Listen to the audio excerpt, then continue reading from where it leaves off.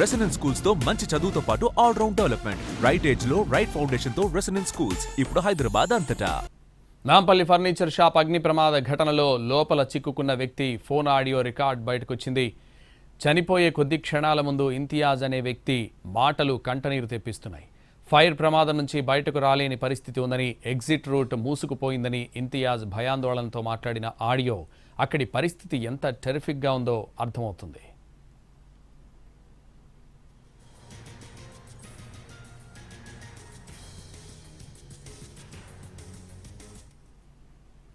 Nampally furniture shop అగ్ని ప్రమాదంలో 5గురు మృతి చెందిన ఘటన విషాదం నింపింది. సుమారు 24 గంటల పాటు 200 మంది సిబ్బందితో రెస్క్యూ టీం శ్రమించి మంటలను అదుపు చేయాల్సి వచ్చింది. తర్వాత లోపలికి వెళ్లిన ఫైర్ ఫైటర్స్ భవనం నుంచి 5 మృతదేహాలను గుర్తించారు. వాటికి పోస్ట్ మార్టం నిర్వహించి బంధువులకు అప్పగించారు.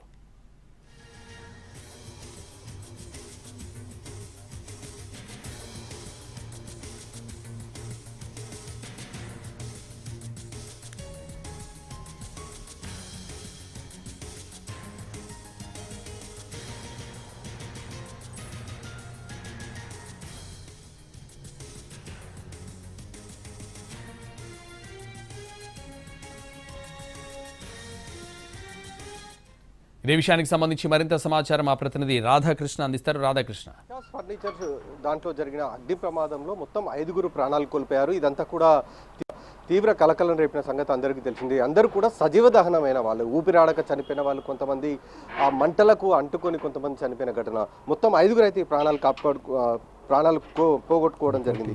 ఈ ఘటనకు సంబంధించింది తాజాగా ఒక వీడియో వైరల్గా మారింది. ఎవరైతే ఈ ఘటనలో ప్రాణాలు కోల్పోయిన ఇంతియాజ్ అనే వ్యక్తి ఉన్నాడో అతను తన ప్రాణాలతో పాటుగా మరొక 2 చిన్నారుల ప్రాణాలని, ఈ ఘటనలో చనిపోయిన 2 చిన్నారుల ప్రాణాలని కాపాడేందుకు శతవిధాలుగా ప్రయత్నం చేశాడు. ఆ ఆడియో క్లిప్ ఇప్పుడు వైరల్గా మారింది. ప్రస్తుతం మనం చూస్తున్న ఇదే సెల్లార్కి సంబంధించిన దాంట్లోకి అతను వెళ్ళడం జరిగింది. అంటే ఈ ప్రమాదం జరిగినప్పుడు పైన ఫస్ట్ ఫ్లోర్లో ప్రమాదం, ఇక్కడ గ్రౌండ్ ఫ్లోర్లో ప్రమాదం చోటు చేసుకోవడం జరిగింది. ఇందులోంచి అతను బయటికి రావడానికి శతవిధాలుగా ప్రయత్నం చేశాడు. వెనకాల నుంచి వచ్చేందుకు ఒకవైపు ప్రయత్నం చేశాడు. అతను ఎప్పుడైతే ఈ ప్రమాదం జరిగిందో, ప్రమాదం జరిగిన వెంటనే ఆ పిల్లల్ని తీసుకొని బయటికి వెళ్లేందుకు ప్రయత్నం చేశాడు. ఆ ప్రయత్నంలో భాగంగా చుట్టూ నల్లటి పొగ అలుముకుంది. ఆ చీకట్లో అతనికి ఏమీ కనిపించలేదు. దీంతో అతను బయటికి రావడానికి ఎందుకంటే అతను ఇక్కడే పనిచేస్తుంటాడు కాబట్టి అతనికి తెలుసు ఏ దారి నుంచి బయటికి రావచ్చు అనేది. ముందుగా వెనుక గేట్ నుండి అతను ప్రయత్నం చేశాడు, కానీ ఆ డోర్ క్లోజ్ చేసి ఉంది.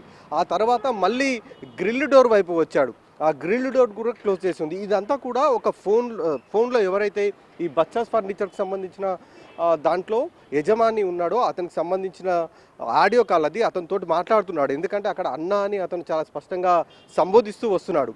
అన్న ఇట్లా ఏ విధంగా ఉంది పరిస్థితి అనేది అతనికి చెప్తున్నాడు. అతను ఇంతియాజ్కి సూచనలు సలహాలు ఇస్తున్నాడు ఏ విధంగా బయటికి రావాలని చెప్పడానికి. అతనికి బయటికి రావడానికి దాదాపు 3 దారులు చెప్పాడు. ఆ 3 దారులు కూడా పూర్తిగా క్లోజ్ చేసి ఉన్నాయనేదే ప్రధానంగా ఇంతియాజ్ చెప్తూ రావడం జరిగింది. ఎందుకంటే ఒకటి గ్రిల్ డోర్ చెప్పాడు, ఒకటి యాది డోర్ అంటూ చెప్పాడు, ఇంకొకటి నరసింహ డోర్ అని చెప్తూ వచ్చాడు. చివరకు ఈ గ్రిల్ డోర్ ఏదైతే ఉందో మనం చూడొచ్చు. ఇప్పుడు ఈ గ్రిల్ డోర్ కనుక ఆ రోజు తెరిచి ఉంటే అతను ఈజీగా ప్రాణాలతో బయటపడి ఉండేవాడు. ఆ లోపల గేట్ కూడా క్లోజ్ చేసి ఉండడం. ఇప్పుడు మనం చూస్తున్న బయటికి వెళ్ళి గ్రిల్ డోర్తో పాటుగా లోపల మరొక అది కూడా ఉంది డోరు. ఆ డోర్ కూడా క్లోజ్ చేసి ఉండడంతో అతను బయటికి రావడానికి ఇబ్బందికరంగా మారింది. దీంతో అతను ఎవరైతే ఫోన్లో అవతల వ్యక్తి మాట్లాడుతున్నాడో అవతల వ్యక్తికి చెప్తున్నాడు తాను 2 పిల్లలు తనతో పాటు ఉన్నారని, ఆ 2 పిల్లల్ని కాపాడడానికి తాను లోపల అంతా కూడా చుట్టూ కలియ తిరిగానని చెప్తున్నాడు. కానీ అవతల వ్యక్తి మాత్రం సెల్లార్లోకి వెళ్ళమని చెప్తున్నాడు. అంటే కింద ఒకటి ఫస్ట్ సెల్లార్ ఉంది, ఆ సెల్లార్లోకి వెళ్ళిపో, ప్రాణాలు కాపాడుకోవడానికి ఈజీగా ఉంటుంది, అందులోంచి బయటికి రావచ్చని అతను చెప్తున్నాడు. కానీ ఆ సెల్లార్ లోపలికి వెళ్ళడానికి, అంటే ఆ సెల్లార్ కిందికి వెళ్ళడానికి మార్గం ఏదైతే ఉందో ఆ మార్గం మొత్తం కూడా క్లోజ్ చేసి ఉందనేది అతను ఫోన్లో చెప్తున్నాడు.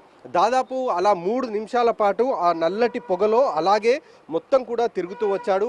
అక్కడ ఉన్న అగ్నికీలలు కావచ్చు, ఆ మంటలకు, అక్కడ ఉన్న దట్టమైన పొగకి ఊపిరాడక మొత్తం 3 కూడా చనిపోయినట్లు మనకు చాలా స్పష్టంగా తెలుస్తుంది. ఆ ఆడియో క్లిప్లో అదే విషయం చాలా స్పష్టంగా ఉంది.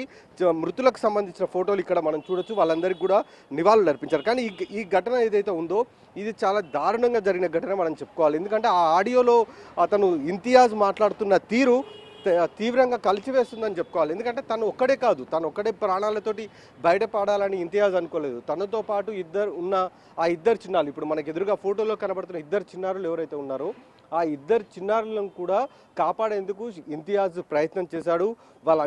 ముగ్గురు కలిసి బయటికి రావడానికి చాలా చుట్టూ ఉన్న ఈ ప్రాంతంలో ఉన్న అన్ని దారుల వెంబడి ప్రయత్నం అయితే చేయడం జరిగింది. కానీ ఎక్కడ కూడా అతనికి రావడానికి అవకాశం లేకుండా పోయింది. ఎందుకంటే ఆ సెల్లార్ నుంచి బయటికి రావాలంటే కూడా మార్గం లేకుండా పోయింది. దీంతో అక్కడే దట్టమైన పొగకు వాళ్ళు ఫోన్ మాట్లాడుతూ స్పృహ తప్పి పడిపోయారు. ఆ తర్వాత అపస్మారక స్థితిలోకి వెళ్ళిపోయారు. ఎందుకంటే ఆ ఫోన్లో మనకు ఇద్దరు చిన్నారుల అరుపులు కూడా వినబడుతున్నాయి. వెనకేమటి వాళ్ళు కేకలు వేస్తున్నారు, ఏడుస్తున్నారు. అలాగే చివరికి ఆడియో క్లిప్లో ఏదైతే చివరికి ఆ పిల్లలు ఆయాసం వస్తున్నట్టుగా ఉండడం, వాళ్ళు వామిటింగ్ చేసుకుంటున్నట్లు కూడా మనకు సౌండ్స్ వినపడ్డాయి. అంటే అప్పటికే వాళ్ళ ముక్కుల్లోకి, శ్వాస నాళాల్లోకి మొత్తం దట్టమైన పొగంతా కూడా చేరిపోయింది. ఎందుకంటే వాళ్ళు ఈ సెల్లార్ చుట్టూ అలాగే ఈ గ్రౌండ్లో మొత్తం కూడా చుట్టూ తిరిగారు. వాళ్ళు బయటికి రావడానికి 3 దారులు ఏవైతే ఉన్నాయో ఆ 3 దారులు, ఆ చివరికి అవతలి వ్యక్తి మాత్రం సెల్లార్లోకి వెళ్ళమని చెప్తున్నప్పటికీ ఆ సెల్లార్లోకి వెళ్ళాలంటే ఏదైతే దారి ఉంటుందో ఆ దారి మొత్తం కూడా క్లోజ్ చేసి ఉండడంతో వాళ్ళు సెల్లార్లోకి వెళ్ళలేకపోయారు. ఒకవేళ సెల్లార్లోకి వెళ్ళి ఉంటే ప్రాణాలతో బయటపడేవారేమో, కానీ ఆ సెల్లార్లోకి వెళ్ళలేదు. దీంతో పైననే వాళ్ళు ప్రాణాలు పోగొట్టుకున్న పరిస్థితి అయితే చోటు చేసుకోవడం జరిగింది. ఈ ఆడియో ఏదైతే ఉందో అది ఇప్పుడు వైరల్గా మారింది. ఎవరైతే షాపుకు సంబంధించిన యజమాని లేదా ఒక సూపర్వైజర్ అతనితోటి మాట్లాడుతున్నట్టుగా మనకు తెలుస్తుంది. ఎందుకంటే చనిపోయిన ఇంతియాజ్ అన్న అంటూ కూడా చెప్తూ ఉన్నాడు కాబట్టి ఆ ఆడియోలో చాలా స్పష్టంగా మనకు తెలుస్తుంది ఎంత కష్టపడుతున్నాడు, ఎంత తపన పడుతున్నాడో ఇంతియాజ్ ఆ ఇద్దరు పిల్లల్ని కాపాడడానికి, తన ప్రాణాలను కూడా కాపాడుకోవడానికి. మొత్తానికైతే ఈ ఆడియో ఒకవైపు వైరల్గా మారింది. ఇలాంటి ఘటనలు మరొకటి జరగకుండా ఉండాలంటే మాత్రం అధికారులు ఇప్పటికైనా సీరియస్గా ఆలోచించాల్సిన అవసరం ఉంది. ఇప్పటికే మనం ఉదయం నుండి కొన్ని ఫర్నిచర్ షోరూమ్స్ కావచ్చు, కొన్ని షాపింగ్ మాల్స్ కావచ్చు, వాటికి కొన్ని నోటీసులు కూడా ఇస్తూ ఉన్నారు. కాబట్టి ఎక్కడైతే నిబంధనలకు ఉల్లంఘంగా ఇలాంటి కట్టడాలు ఉన్నాయో, నిర్మాణాలు చేపట్టారో, ఒకవేళ అగ్ని ప్రమాదాలు జరిగితే బయటికి రావడానికి ఆస్కారం లేని భవనాలు ఏవైతే ఉన్నాయో వీటన్నిటిపైన చర్యలు తీసుకోవాల్సిన అవసరం ఎంతైనా ఉంది. లేకపోతే మాత్రం ఇలాంటి ప్రాణాలు మరికొంతమంది పోయే అవకాశం కూడా కనబడుతుంది. కెమెరామెన్ ప్రభాకర్తో రాధాకృష్ణ, NTV.